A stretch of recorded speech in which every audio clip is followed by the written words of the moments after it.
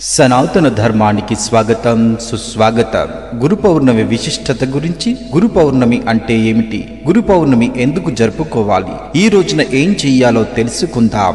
గు అంటే అంధకారం, రు అంటే తొలగించడం. అజ్ఞానమనే చీకటిని తొలగించి జ్ఞానమనే వెలుతును ప్రసాదించేవాడే గురువు. కురు శబ్దం త్రిమూర్తి తత్వం, సృష్టి స్థితి లయకారకం. లక్ష్య సాధన మార్గాన్ని చూపేవాడు గురువు. సాక్షాత్తు బ్రహ్మ అనడంలో సందేహం లేదు. అద్వితీయమైన గురు పరంపరకు ఆలవాలం మన భారతదేశం. గురువును బ్రహ్మగా, విష్ణువుగా, మహేశ్వర స్వరూపంగా పూజించే ఉత్కృష్టమైన సంస్కృతి మనది. గురు పౌర్ణిమను పురస్కరించుకొని గురువులను స్మరించడం వల్ల త్రిమూర్తులను పూజించిన పుణ్యఫలం లభిస్తుంది. గురు పౌర్ణమి గురు శిష్యుల బంధానికి ప్రతీక.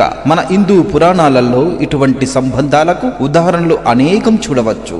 రామలక్ష్మణులకు విశ్వామిత్రుడు, బలరామకృష్ణులకు సాందీపముని, అర్జునునికి ద్రోణుడు, భీష్ముడికి పరశురాముడు వంటి గురు శిష్యులు ఎందరో కనిపిస్తారు. గురు పౌర్ణమి ఎలా జరుపుకోవాలి, గురు పౌర్ణమి విశిష్టత ఏంటి తెలుసుకుందాం.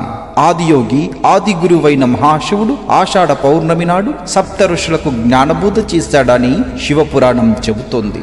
ఆషాఢ పౌర్ణమిన దత్తాత్రేయుడు తన శిష్యులకు జ్ఞానబోధ చేసిన రోజుగా దత్త చరిత్ర చెబుతోంది. వ్యాస మహాముని ఈ రోజున సత్యవతి శంతనులకు జన్మించాడని. నిజానికి వ్యాసుడు అనేది ఒక పదవి పేరు. ప్రతి ద్వాపర యుగంలోనూ ఒక వ్యాసుడు ఉద్భవిస్తాడు.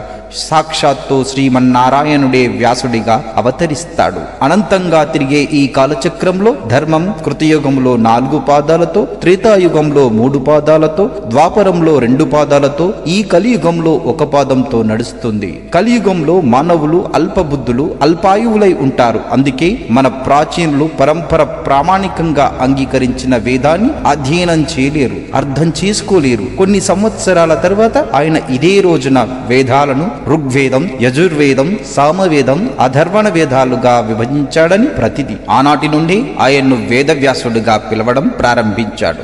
ఈ పుణ్య విశేషాలను పురస్కరించుకొని ఆషాఢ పౌర్ణమి నాడు గురు పౌర్ణమిగా, వ్యాస పౌర్ణమిగా జరుపుకుంటాము. ఈ రోజు వ్యాస మహర్షిని గురువుగా భావించి వ్యాసపీఠం మీద భారత, భాగవతాది పవిత్ర గ్రంథాలను ఏర్పాటు చేసుకుని విష్ణు అష్టోత్తర శతనామాలతో పూజించుకోవడం మన సాంప్రదాయం. అదే విధంగా వేదం ప్రతిపాదించిన వేద దక్షిణామూర్తిని దత్తాత్రేయ స్వామి, రమణ మహర్షి, శంకరాచార్యులు వంటి వారిని పూజించుకోవాలి. గోవర్ధనగిరి, అరుణగిరి, సింహాచల గిరులను ప్రదక్షిణ చేయడం ఆధ్యాత్మికంగా, ఆరోగ్యపరంగా చాలా ఉత్తమం. అదేవిధంగా వ్యాసో నారాయణో హరే అనే నామాన్ని జపించాలి. జగద్గురువు అయిన దత్తుల వారు కూడా ప్రకృతి నుంచి గురువులను గ్రహించారని అన్నారు. ఈ ఆషాఢ శుద్ధ పౌర్ణమి యొక్క విశిష్టత ఏంటో తెలుసుకుందాం. దీనికి ఒక చక్కని ప్రాచీన గద కలదు. పూర్వం వారణాసిలో కడు పేద బ్రాహ్మణ దంపతులు ఉండేవారు. ఆ బ్రాహ్మణుడి పేరు వేదనిధి, ఆయన సతీమణి పేరు వేదవతి. వీరిరువురు ఎల్లప్పుడూ చక్కని ఆధ్యాత్మిక చింతనతో భక్తి జ్ఞానము కలిగి జీవించేవారు. వారి సంతాన భాగ్యం కోసం ఎన్నో నోములు నోచినా, ఎన్ని వ్రతాలు చేసినా ఫలితం లేకపోయింది. ఒకనాడు వేదవతికి ప్రతిరోజు మధ్యాహ్న సమయమందు వ్యాస భగవానులు రహస్యంగా గంగానదికి స్నానానికై వస్తూ ఉంటారని తెలుస్తోంది. ఎలాగైనా సరే వ్యాస మహర్షి దర్శనం పొందాలని ప్రతిరోజు 1000 కళ్ళతో వెతకనారంభించారు. ఈ క్రమంలో ఒకరోజు ఒక భిక్షువు రూపం ధరించి దండధరుడైన వ్యక్తిని వేదనిధి దర్శిస్తాడు. వెంటనే వేదనిధి వారి పాదాలను ఆశ్రయిస్తాడు. దానికి ఆ భిక్షువు చీదరించుకొని కసురుకుంటాడు. అయినా సరే పట్టిన పాదాలను మాత్రం విడవకుండా, మహానుభావ, తమరు సాక్షాత్తు వ్యాస భగవానులని నేను గ్రహించాను, అందుచేతనే శరణు పొందగోరుచున్నాను అని అంటాడు. ఆ మాటలు విన్న ఆ భిక్షువు గంగానది ఒడ్డువైపు నలుదిశలా బిత్తర చూపులు చూస్తూ ఇంకా తనను ఎవరైనా చూస్తున్నారేమోనని తలచి వెంటనే వేదనిధిని ఆప్యాయంగా చేరదీసి ఏం కావాలో కోరుకోమంటాడు. ఈ క్రమంలో రేపు నా తండ్రి గారి పితృకార్యం, దానికి తమరు బ్రాహ్మణార్థమై భోజనానికి ఇంటికి తప్పక రావాలని వేడుకుంటాడు. అందుకు ఆ మహర్షి వేదనిధి ఆహ్వానాన్ని అంగీకరిస్తాడు. అనంతరం ఎంతో సంతోషంగా ఇంటికి చేరుకున్న వేదనిధి తన సతీమణికి గంగానది తీరాన జరిగిన వృత్తాంతాన్నంతా వివరిస్తాడు. మరుసటి రోజు ఉదయమే ఇచ్చిన మాట ప్రకారం వారి గృహానికి విచ్చేసిన వ్యాస మహర్షిని ఆ దంపతులు సాదరంగా లోనికి ఆహ్వానించి అతిథి సత్కారములు చేసి పూజిస్తారు. అనంతరం దేవార్చనకు తులసి దళాలు, పువ్వులను సిద్ధం చేస్తారు. వారి పూజ అనంతరం ఎంతో శుద్ధిగా వంటకాలను సిద్ధపరిచి శ్రద్ధతో భక్తిపూర్వకంగా వడ్డిస్తారు. అనంతరం ఆ దంపతులు ఆ వ్యాస భగవానుడికి సాష్టాంగ నమస్కారం చేస్తారు. వారి ఆతిథ్యానికి ఎంతో సంతుష్టులైన ఆ మునిశ్రేష్ఠుడు, ఓ పుణ్య దంపతులారా, మీరు ఏం వరం కావాలో కోరుకోండి అని అంటాడు. ఎన్ని నోములు వ్రతాలు చేసినా సంతాన భాగ్యం మాకు కలగలేదు అని బదులు పలుకుతారు.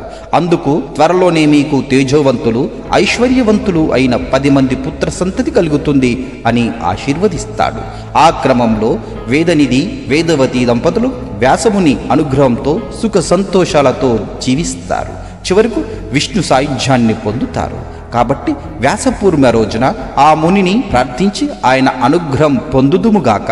వేదవ్యాసుడు మానవ జాతికంతటికి మంచి ఆధ్యాత్మిక వారసత్వాన్ని మిగిల్చి వెళ్ళాడు. కాబట్టి ఆయన్ను మానవాళికంతటికి గురువుగా భావిస్తుంటారు. శ్రీమద్ భాగవతం భగవానుని 21వ అవతారాన్ని తెలుపుతూ వేదవ్యాసుని 17వ అవతారంగా చెబుతుంది. వ్యాసుడు నల్లగా ఉండేవాడట, అందుకని ఈయనను కృష్ణుడు అని అనేవారట. ఈయన నివాస స్థానము హిమాలయాలలోని సరస్వతీ నది మధ్య గల ఒక ద్వీపం కనుక కృష్ణద్వైపాయనుడు అని అంటారు. వేదవ్యాసుని పూర్వనామం కృష్ణద్వైపాయనుడు. శ్రీకృష్ణ పరమాత్మ ఆవిర్భవించిన యాదవ వంశానికి మూల పురుషుడైన యదువు అనే మహారాజుకు దత్తస్వామి దర్శనం లభించింది. దత్తుల వారిలో చీకు చింతన లేని స్థితిని చూసిన యదురాజు, స్వామి, అంతర్గతంగా ఏ ధర్మాన్ని ఆశ్రయించి ఉండడం వల్ల నీకు ఈ స్థితి లభించింది, దయచేసి నాకు ఉపదేశించండి అని అడిగారు. అయితే యదురాజు అడిగిన దానికి దత్తుల వారు ఈ విధంగా సమాధానమిచ్చారు. నేను లోకాన్ని విస్తృతంగా పరిశీలించి ఎందరెందరో గురువుల నుండి రవ్వంత జ్ఞానాన్ని సంపాదించాను రాజా.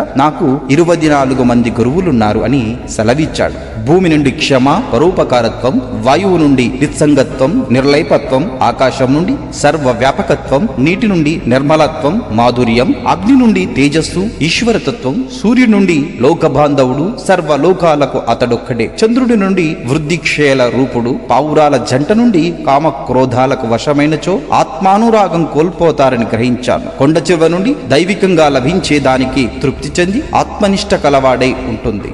సముద్రం నుంచి తనలో దేన్ని ఉంచుకోదు, తన మనోభావాన్ని బయటకు పొక్కనీయదు. మిడత నుండి మృత్యురూపమైన మోహాన్ని జ్వాలాగ్నికి బలియడం సుఖంగా ఉంటుందనే తలంపుతో మృతి చెందుతుంది. తేనెటీగ నుండి ఏ పువ్వును బాధించకుండా తను పొందాల్సిన దాన్ని పొందుతూ జీవిస్తుంది.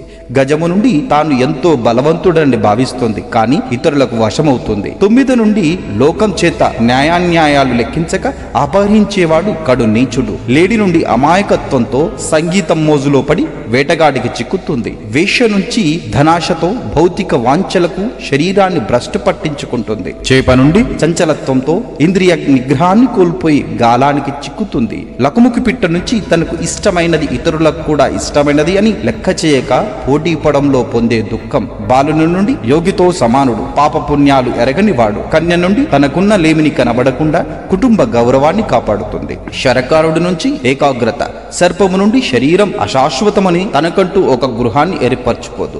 సాలుపురుగు నుండి పరబ్రహ్మతత్వం, పురుగు నుంచి రోధిస్తున్న తుమ్మెదను చూస్తూ మనసంతా తుమ్మెద వైపే ఉంచడం వల్ల కొంతసేపటికి తాను ఆ తుమ్మెద రూపాన్ని పొందుతుంది. ప్రతి అణువు కూడా గురువేనని, తనలోని మనస్సే తన గురువని తెలియజేస్తారు. దక్షిణ భారతదేశంలోని కొన్ని ప్రాంతాల్లో పూర్ణిమ వ్రతాన్ని ఆదిశక్తి పేరిట ఆచరిస్తుంటారు. ఈ పర్వదినం సందర్భంగా ఆలయాల్లో ప్రత్యేక పూజలు నిర్వహిస్తుంటారు. పూర్ణిమ నాడే కొంతమంది సత్యనారాయణ స్వామి వ్రతాన్ని లేదా పూజను నిర్వహిస్తుంటారు. షిరిడి సాయిబాబా ఆలయాల్లో ప్రత్యేక పూజలు నిర్వహిస్తుంటారు. గురు బ్రహ్మ గురు విష్ణు గురుదేవో మహేశ్వర గురు సాక్షాత్ పరబ్రహ్మ తస్మై శ్రీ గురవే నమః. ధర్మో రక్షతి రక్షిత. మరిన్ని ఆధ్యాత్మిక వీడియోస్తో మళ్ళీ మీ ముందుకు వస్తాను. మరి ఆ వీడియోస్ మిస్ కాకూడదనుకుంటే మా ఛానల్ని సబ్స్క్రైబ్ చేసుకోండి. అలాగే వీడియోస్ని లైక్ అండ్ షేర్ చేయడం మర్చిపోకండి. మీకు తెలిసిన ఆధ్యాత్మిక విషయాలను కింద కామెంట్ బాక్స్లో తెలియజేయండి. సర్వే జనా సుఖినో భవంతు, లోకా సమస్తా సుఖినో భవంతు.